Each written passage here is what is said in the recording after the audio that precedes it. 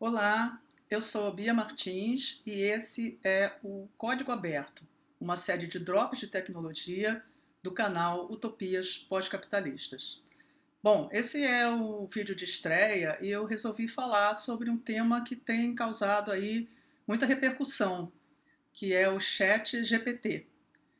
E assim, eu fico pensando, eu coloquei esse título, né, qual é a ameaça do Chat GPT, porque ele trouxe surgimento dessa inteligência artificial trouxe um desconforto, né?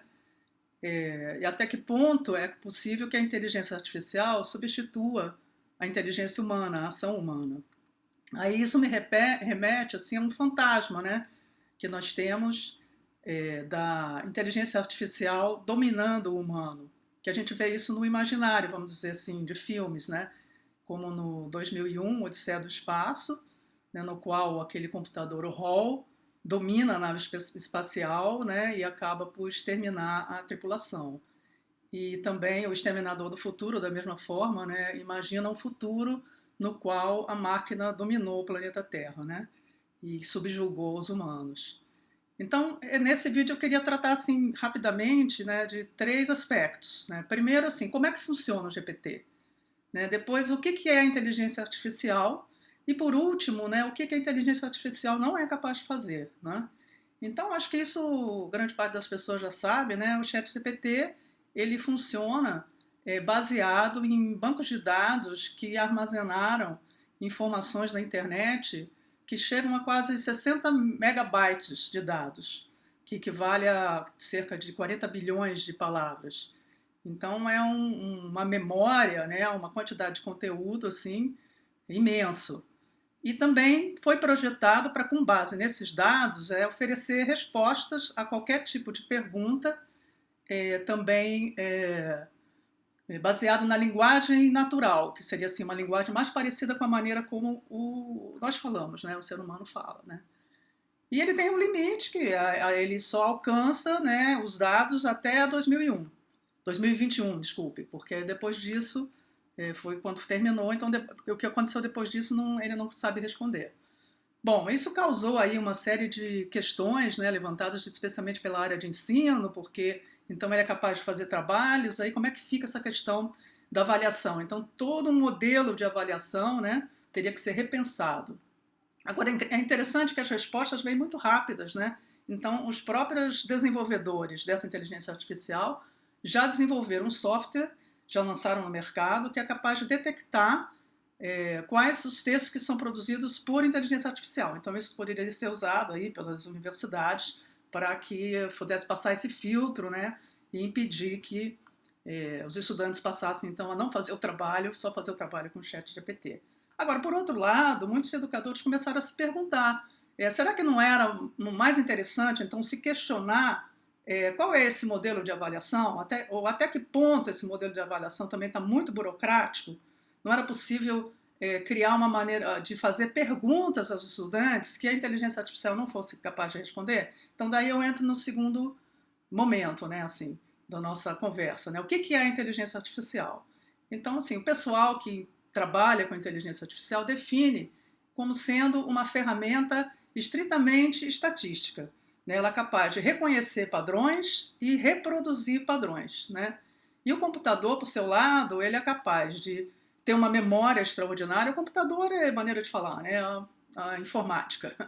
Ela é capaz de armazenar uma infinidade de dados e ter um cálculo muito preciso e uma velocidade muito grande também. Então, esse tipo de coisa supera muitas vezes a capacidade humana, né? Mas ele tem algumas questões, assim, porque ele é só capaz de oferecer respostas ou ações baseadas naquilo que já é conhecido, né? Então, por exemplo, existe um exemplo do carro automatizado que ele só é capaz de reconhecer aquilo que já foi instruído para ele que existe na rua e na estrada. Né? Um outro carro, uma pessoa, sinais de trânsito, um cone, coisas desse tipo. Se existe alguma outra coisa que não esteja já programada no banco de dados deles, um gesto, outra coisa, ele não vai reconhecer. Então, recentemente, também a semana passada, teve uma notícia, eu vou depois colocar isso aqui abaixo do vídeo, esse link dessa matéria, né? Que o carro da Tesla, do Elon Musk, né? Ocorreu um acidente lá bastante sério nos Estados Unidos, porque bateu com outro carro dentro de um túnel, se não me engano. Então, assim, mostrando os limites, né, daquilo que a inteligência artificial é capaz de fazer. E aí, nesse sentido, é interessante a gente pensar, então, assim, o que é a inteligência artificial, né, e o que é a inteligência humana. Então, como eu já falei, inteligência artificial ela envolve memória, cálculo e velocidade. Mas o pensamento humano envolve outras coisas, né, tem outras habilidades, né, que envolve a nossa sensibilidade, envolve, né, a nossa imaginação e a nossa intuição, e a nossa capacidade de prever cenários que a inteligência artificial não sabe prever, porque são cenários que ainda não aconteceram, né? Coisas que ainda não aconteceram. Então, algumas pessoas têm colocado isso, que mais importante do que uma máquina, uma ferramenta capaz de oferecer respostas, é a nossa capacidade de fazer as perguntas certas, né? Então, aí eu entro aí no terceiro tópico da minha fala, que é assim, o que a inteligência artificial não é capaz de fazer, né? E assim, nesse momento que nós estamos, até aqui no canal da revista eletrônica Utopias Pós-Capitalistas, a gente tem pensado muito nisso, né? Então, quais são as saídas aí para essa crise civilizacional que estamos vivendo, né? Econômica, social, política e climática. Então, para chegar a imaginar uma saída para isso, o computador, ele pode nos... O computador, desculpa, é coisa antiga, né? A informática pode nos ajudar, a inteligência artificial, no cálculo, por exemplo, da crise climática, desses eventos climáticos e nos cenários possíveis para solucionar esses eventos, né? Para dar saídas para esses eventos.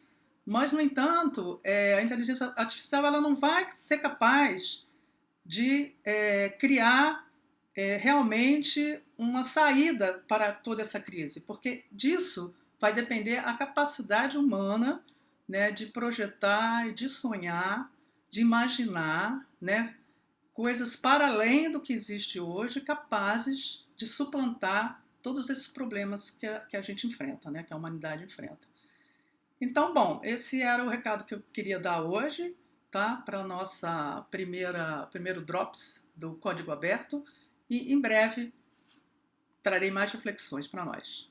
Deixem aí seus comentários. Se vocês gostaram do vídeo, curtam, compartilhem e assinem o nosso canal. Se inscrevam no nosso canal.